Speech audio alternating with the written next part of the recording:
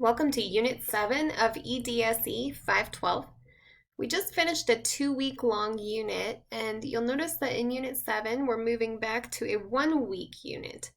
Unit 8 will then be a 2-week unit, so there will be a bit of a rotation here, but for this week we're doing a 1-week unit for 7, and we will have one assignment due. This unit includes an IEP critique. And you'll see that that is the main focus for Unit 7.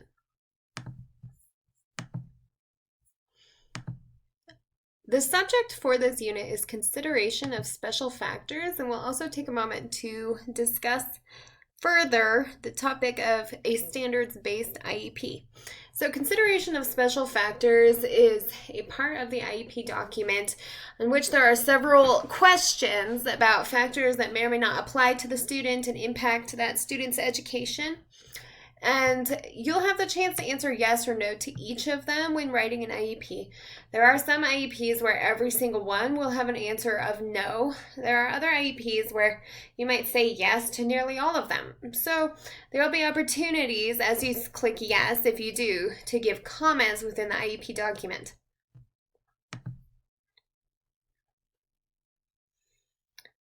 As always, please do look through these. The information will be helpful for you working on the case study, both now with this critique and in future parts of case study submission. So this is the list, what I was mentioning when you go into an IEP document. You'll see many different factors listed out. And the IEP, as you're writing it, is just going to ask you whether each of these apply. Does the student require a behavior intervention plan, communication plan, several different, it could be first with deaf or hard of hearing, if that's the student's area of need, or other unique communication needs, you would have to address assistive technology. Many students may have a healthcare plan. For instance, if a student has a seizure disorder or some other need, students who have diabetes, there are many different pieces of information that might be included in a healthcare plan that would be relevant for providers. And much of this might be given to A, obviously the case manager, but B, some of this could be quite relevant for the transportation department, and you'll see that down the bottom of the list. If a student receives special education transportation, then that will be addressed in this special factors section as well. So blind or visually impaired learning mode plan, you'll see number 7 is for students who are deaf as well as blind, and then the limited English proficiency is addressed in number 8. So this really, it's a pretty straightforward part of the IEP, but the list is taking into consideration whatever other components or factors might be impacting the student. So you'll need to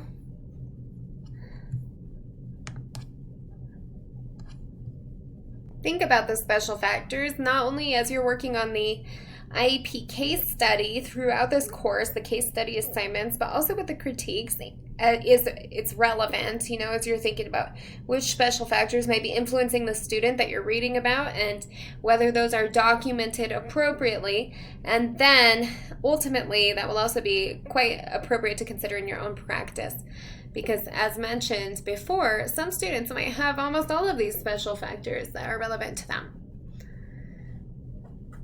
There's also a page in this module regarding standards-based IEPs. We have discussed those previously, but the links are here for the Colorado Academic Standards and those extended evidence outcomes. The IEP must relate the goals to a standard at the grade level that the student is in, that the student is currently attending. So let's say you have a student who's in 10th grade and that student has significant impact with a specific learning disability, but is not working off of extended evidence outcomes. And you might say, well, the student reads at a very low level and the student struggles with basic math. You still need to identify appropriate academic standards for that student's grade level that are relevant to the IEP goals that you are setting. This can be difficult to do, but it needs to happen. So spend the time looking through the standards. You can get a little bit creative. If you have a goal about reading comprehension, you'll see that there are at the high school level some much more in-depth reading comprehension goals that don't look as basic as the goal that you might be writing, but they can still connect.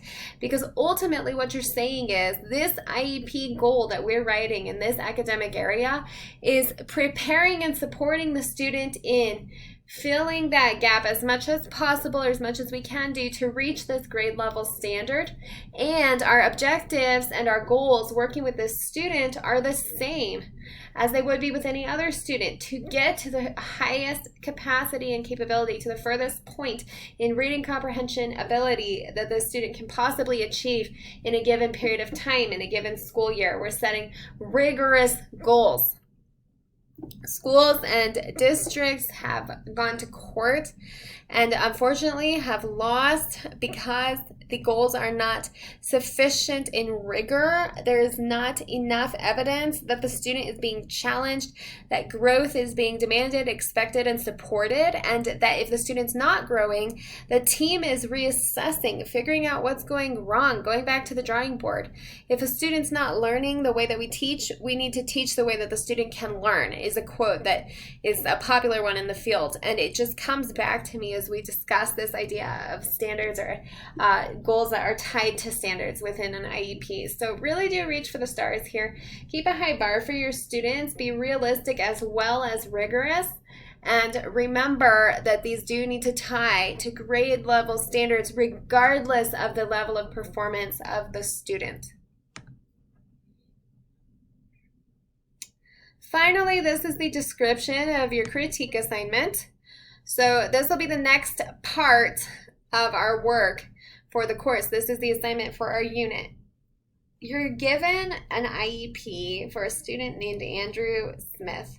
What you'll need to do is go into this IEP critique form, and you'll really need to determine if each part of the IEP is developed appropriately and correctly.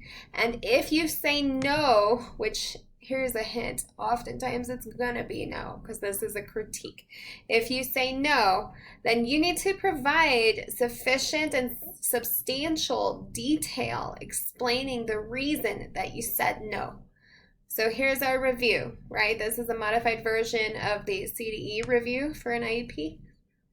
By the way, if you've not experienced this already in practice, you probably at some point will encounter an audit where the Department of Education will randomly select one of those students on your caseload, and the IEP of that student will be audited.